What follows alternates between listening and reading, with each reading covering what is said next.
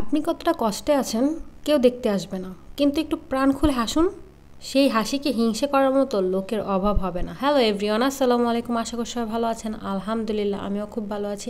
এখানে শাক ভাজি করব। পেঁয়াজ, রসুন, শুকনা মরিচ, লবণ দিয়ে একটুখানি ভালো করে ভেজে নিয়েছি। তারপর এই শাকগুলো দিয়ে দিচ্ছি। এখন না ক্যামেরার সামনে এসে না আমি ভুলে গেছি যে এই শাকগুলোর নাম কি। হেলেঞ্চা শাক না হেঁচি শাক, যেটাই হোক হবে একটা। সবুজের মাঝে লাল লাল ডাটা দেখা যাচ্ছে। আসলে লাল শাক আনা হয়েছে এই একই সেম দিনে, সো এর জন্য লাল শাক আগে বাছা হয়েছে, আর কিছু ডাটা ছিল ওটার ভিতরে দেওয়া হয়ে গেছে, আমার হেল্পিং হ্যান্ড দিছে। যাই হোক, তারপর এখানে আমি লাল শাক রান্না করব, যেহেতু একদিনে আমি লাল শাক আর এই হেলেঞ্চা শাক না হেঁচি শাক যেটাই হোক সবুজ শাক আনছি। সো এই শাকটা আমি চিংড়ি মাছের বাটা, মানে চিংড়ি মাছের বাটা আর চিংড়ি মাছ ছোট ছোট করে কেটে দিয়েছি। সবগুলো মশলা কষিয়ে তারপর লাল শাকগুলো দিয়ে দিব। তো লাল শাকগুলো খুব লাল ছিল দেখতে, বাট পরে এতটা লাল হয়নি। আমি কিছুদিন যাবত লাল শাক আর এই সবুজ শাক এটা পরপর দুইটাই আনতেছি, কারণ আমার বাসায় লাল শাক খাবে আর আমি ওই সবুজ শাকটা খাবো। এর জন্য দুইটাই আনা হচ্ছে আর একই দিনে দুইটাই রান্না করা হচ্ছে। চিংড়ি মাছ দিয়ে লাল শাকের ঝোলটা খুব মজার হয়েছিল। অফ ক্যামেরায় আমি আবার মরিচ বাটা ভর্তা করি, আমার আবার ভর্তা ছাড়া চলে না।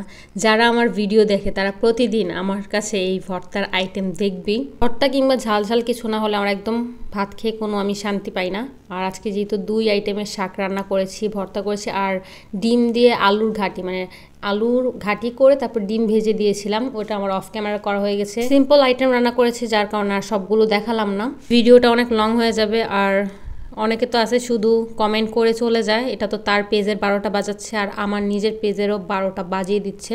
তো যাই হোক, এখানে সব দুপুরে খাবার খেয়ে নেব। আর একটা টাইমে শাকসবজি একদম খেতে ইচ্ছা করতো না, আর এখন পারি না যে হুমড়ি খেয়ে পড়ি শাকসবজি খাওয়ার জন্য। এই সিম্পল খাবার যে কি একটা মজার। অনেক দিন পর চিংড়ি মাছের বাটা দিয়ে চিংড়ি মাছ দিয়ে লাল শাকের ঝোল করেছে, এটা খুব মজার ছিল। ফার্স্টে বলেছিলাম আপনি কতটা কষ্টে আছেন তা কেউ দেখতে আসবে না, কিন্তু একটু প্রাণ খুলে হেসে দেখুন, সেই হাসিকে সবাই হিংসে করবে। আসলে আচ্ছা, কেউ কষ্টে আছে আমরা কয়দিনই বা কার খবর নেই। কষ্ট থাকলে না কেউ পছন্দ করে না, কষ্ট দেখলে মানুষের তখন আরও বেশি খারাপ লাগে, কেন কষ্ট দেখাচ্ছে। আর যদি কষ্ট হয়েও যায় বা একটা বিপদে পড়েও যায়, তখন মানুষ কিন্তু বলবে ঠিকই আছে, ঠিকই হয়েছে, এর সাথে ওইটা হয়েছে তো ওইটা হয়েছে, ঠিকই আছে, বেশি পাকনামি করছে না, ঠিকই আছে বলবে। কষ্টে থাকলে এই অবস্থা। আর যদি আপনি সুখে থাকেন বলবে আরে অনেক সুখী আছে, ভালোই তো দিনকাল কাটতেছে, ভালোই তো খাচ্ছে, ভালোই তো ঘুরছে।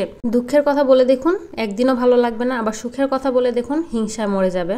কষ্টে থাকলে মানুষ কাটা গায়ে নুনের ছিটা দেয়, আর সুখে থাকলে মানুষ হিংসা করে। এটাই আমাদের মানুষ জাতির ধর্ম। যারা ভিডিওটা এই পর্যন্ত দেখেছেন অবশ্যই গঠনমূলক কমেন্ট করবেন, আর যারা কমেন্ট শুধু করে চলে যান, ভিডিও দেখেন না, তারা কোনো কমেন্ট করবেন না, এভাবেই চলে যাবেন। ভিডিওর লাস্ট পর্যায়ে চলে আসছি। আজকের ভিডিওটা এই পর্যন্তই। সবাই ভালো থাকবেন, সুস্থ থাকবেন। আল্লাহ হাফেজ।